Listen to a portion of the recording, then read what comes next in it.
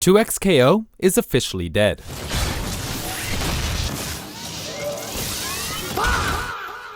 It's no secret that Riot's newest fighting game has been in decline since launch, but now it's official. Riot Games has announced that active development on 2XKO will end in December 2026. According to the post, servers will stay online and players will be able to access the game for offline play, but live service updates will be ceasing after the final content update in October. This news comes less than 7 months after the game's initial launch at the start of the year and after nearly 10 years in development.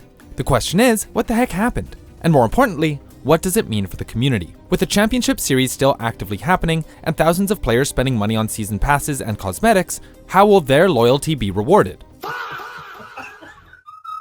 This is how 2XKO went from one of the most highly anticipated fighting game launches of the 2020s to yet another Riot Games title shutting down in under a year.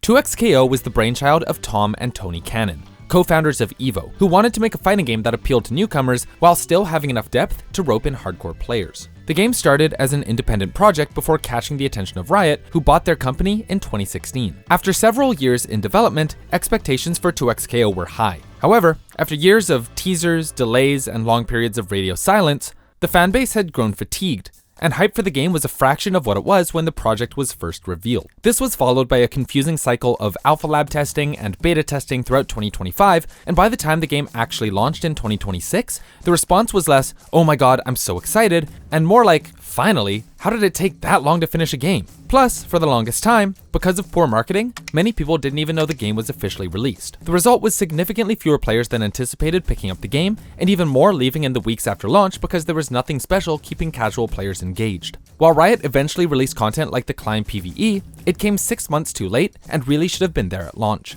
It didn't help that the roster on release was shockingly small given the amount of time the game was in development, and sure, they had a DLC roadmap to give players some semblance of hope, but the content was just really sparse. In a statement published on August 20th, Riot said the data over the past several months painted a consistent picture. While a lot of you jumped in to try the game and there's an incredible community that plays every day, we haven't seen enough players stick with the game to get to a path towards sustainability. Riot has promised to finish all in-progress content, including new champions like Lux in September and Samira in October, plus minor improvements and a final bug fix patch in December if needed. After that, the servers will remain online indefinitely, with ranked being removed in favor of skill-based casual matchmaking. Cosmetics are being bundled together and made available for earned currency, and all champions are being unlocked for all players. Plus, every purchase made on or before August 20th is being refunded. While this was a gesture of goodwill, it doesn't lessen the pain of seeing 2XKO join a growing list of projects in the Riot Games graveyard. Unfortunately, this announcement did not come out of nowhere. On February 9th, approximately 80 roles, nearly half the studio's global team,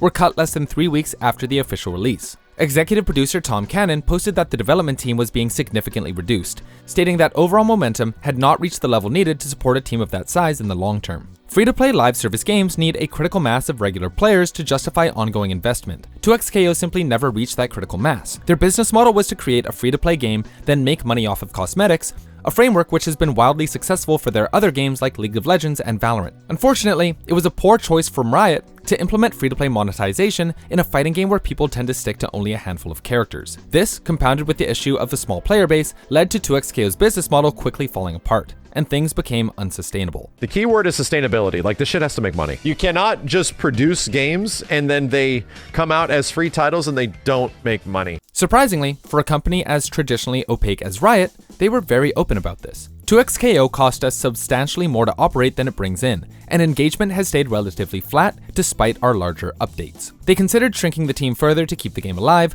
slowing the patch schedule to make it more manageable, or changing their business model altogether, but none of it looked viable. To be super clear, we would have continued active development if we saw any viable future. Instead, they chose to finish the remaining content and quote, sunset active development. So what does this mean for the community? Well, Riot is trying to do right by their players, refunding purchases, and continuing to work on pre-planned content. The game will remain free to download and playable on PC, PlayStation 5, and the Xbox Series X and S for the foreseeable future. While the game failed to achieve mainstream success, it still has its fair share of grassroots events with competitive support from the developer. At EVO 2026 in Las Vegas, 2XKO pulled in 1,080 entrants and featured a $135,000 prize pool. The competitive series events will continue to have support and prizing through November, but it's unknown how much more Riot Games will be actively looking to support professional 2XKO 2xKO events. There's no perfect way to handle a decision like this. As 2026 continues, we'll be figuring out what more we can do for players, TOs, competitors, and creators that have consistently shown up for the FGC through 2xKO. We'll have conversations with community leaders over the next few weeks, and we'll keep you posted here.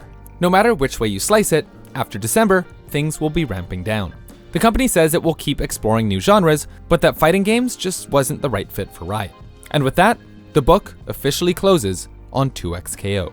If you want to learn more about the development history of 2xKO and how Riot had hopes of making it the next big thing in the FGC, check out this video on our channel where we go in depth on it. My name's Jonah, thanks for watching.